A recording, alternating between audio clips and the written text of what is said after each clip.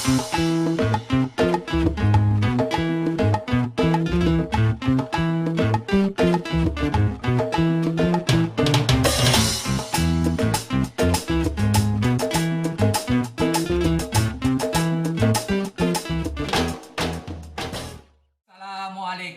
warahmatullahi wabarakatuh. Halo, apa kabar?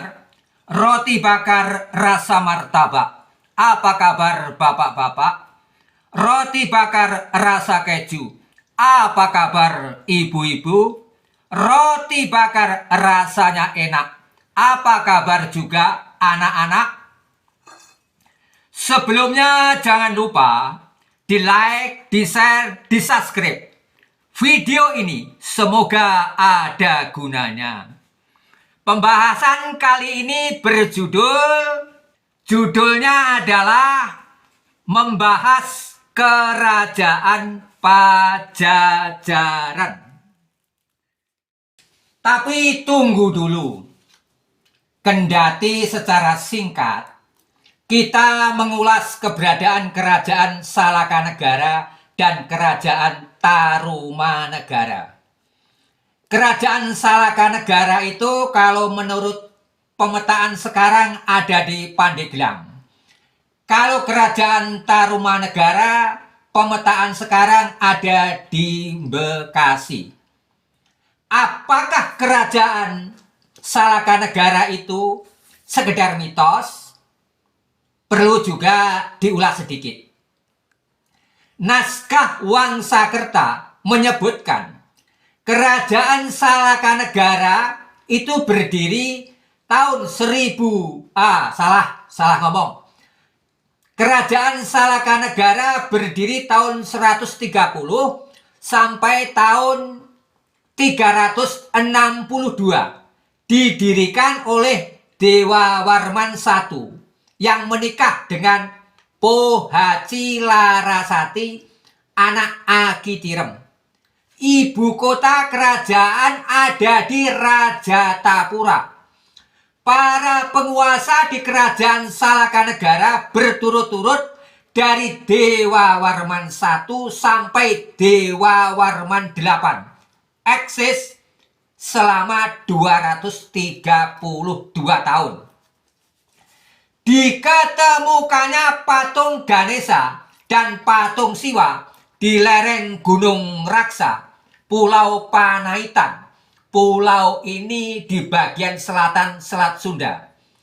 Ini menunjukkan masyarakat di kerajaan Salakanegara beragama Hindu Siwa. Lantas, pergeseran waktu di abad 4 Masehi muncul kerajaan Tarumanegara. Keberadaan kerajaan Tarumanegara diperkuat diketemukannya 7 prasasti di berbagai tempat. Lantas, apakah kerajaan Pajajaran itu kelanjutan dari kerajaan Tarumanegara? Dan sebutan Siliwangi itu sebetulnya bagaimana? Ulasan ini bersumber dari cariosan Prabu Siliwangi dan carita Parahyangan, serta serat yang lainnya.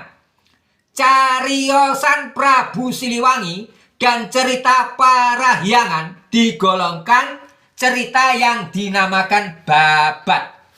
Tentu rujukan yang lain dari berbagai buku sejarah Indonesia ternama, termasuk buku Slamet Mulyana yang berjudul Runtuhnya Kerajaan Hindu Jawa dan Timbulnya Negara-Negara Islam di Nusantara. Tersebutlah raja terakhir dari kerajaan Tarumanegara, yakni Linggawarman. Dia itu meninggal pada tahun 669. Sejak itu pergeseran politik terjadi. Terdapat 2 kerajaan yang semula kerajaan bawahan dari kerajaan Tarumanegara, kini berebut kekuasaan. Kalau mau tahu secara agak terperinci, negara kerajaan Tarumanegara itu merupakan negara federal. Di sana terdapat 48 kerajaan. Kerajaan-kerajaan itu diantaranya Manuk Rawa di Indramayu, Kerajaan Galunggung di Tasikmalaya, Kerajaan Indraprahasta di Cirebon. Tapi yang paling dominan mempunyai pengaruh secara politik adalah Kerajaan Sunda yang dipimpin Tarusbawa dan Kerajaan Galuh yang dipimpin Wreti Kandayun. Dua kerajaan ini saat pergantian pimpinan ada kalanya timbul kemitraan disebabkan tali pernikahan dan lain sebagainya. Status dua kerajaan itu adalah sederajat alias sejajar. Kesimpulannya, Kerajaan Pajajaran adalah dua kerajaan yang sederajat alias sejajar. Maksudnya Kerajaan Sunda dan Kerajaan Galuh tersebut.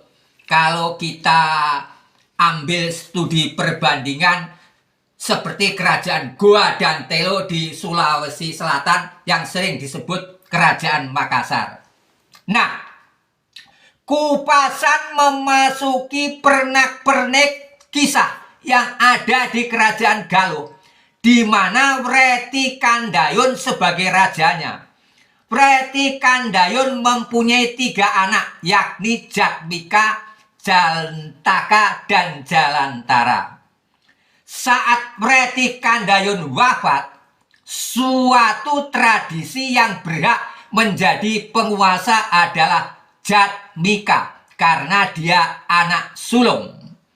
Tapi dua saudaranya yakni Jantaka dan Jalantara ogah-ogahan menjadi raja.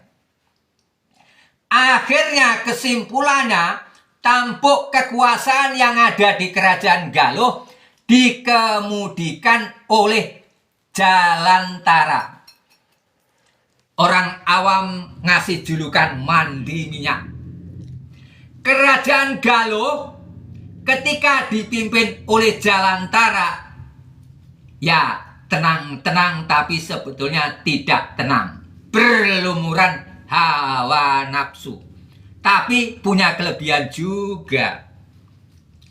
Jalantara berselingkuh dengan Pohaci Rababu yang tiada lain itu istri dari abangnya yakni Jatmika. Hasil perselingkuhan ini lahirlah anak lelaki yang bernama Sana. Sedang buah perkawinan Jalantara dengan Dewi Parwati, anak Ratu Sima, Raja Holing alias Kerajaan Kalingga, melahirkan anak perempuan yang bernama Sanaha. Nah, Jalantara mengawinkan Sana dengan Sanaha yang sebetulnya satu ayah lain ibu. Dari buah perkawinan ini lahirlah anak lelaki yang bernama Sanjaya. Istilah yang dilakukan Jalantara, ya istilahnya Jalantara itu ngawur-wur. Satu ayah lain ibu dikawinkan. Nah, ketika Jalantara meninggal dunia, roda pemerintahan diteruskan oleh anaknya. Sana menjadi Raja Galuh, tapi tiada berapa lama Purbasora melakukan kudeta. Purbasora yang tiada lain anak Jatmika dengan Pohaci Rababu, karena sesuai tradisi dia yang lebih berhak memegang tampuk kekuasaan di Kerajaan Galuh.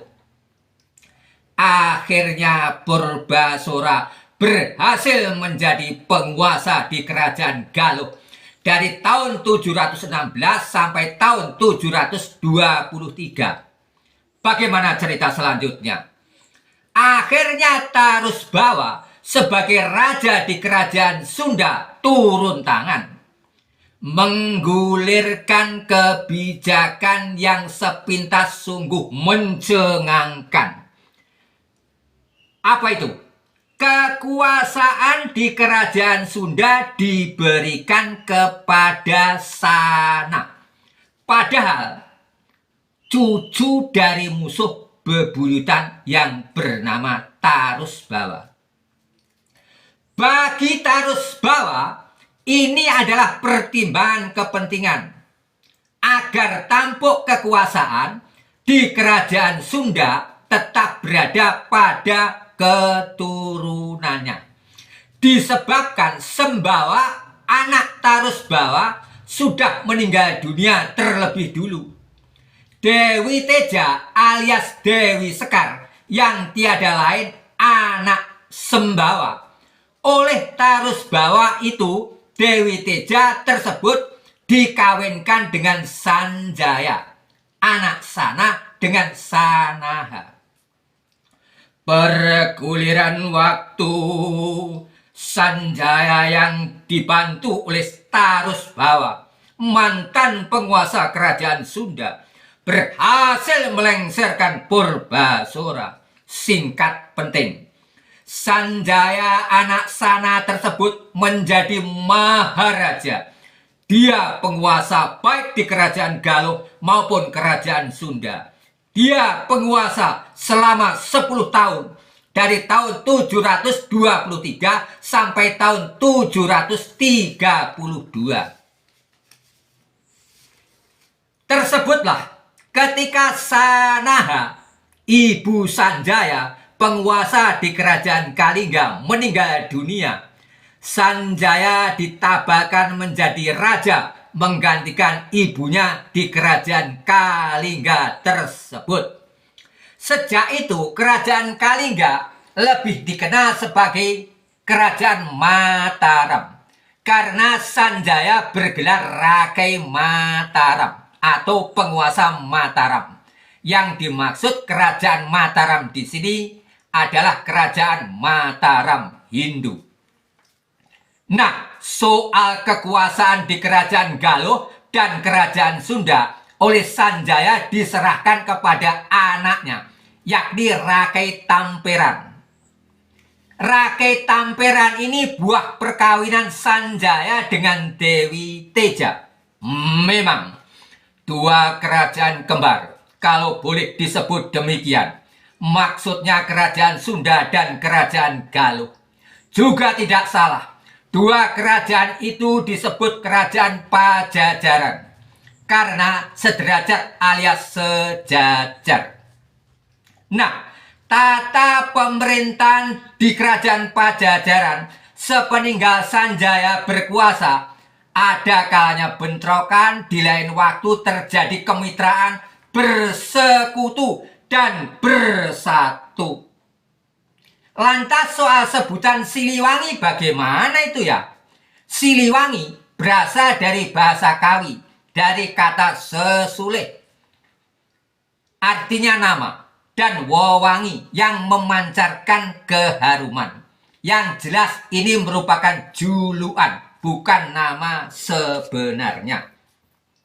Kerajaan Pajajaran tenggat waktu era Sanjaya hingga Linggabuana lebih 500 tahun.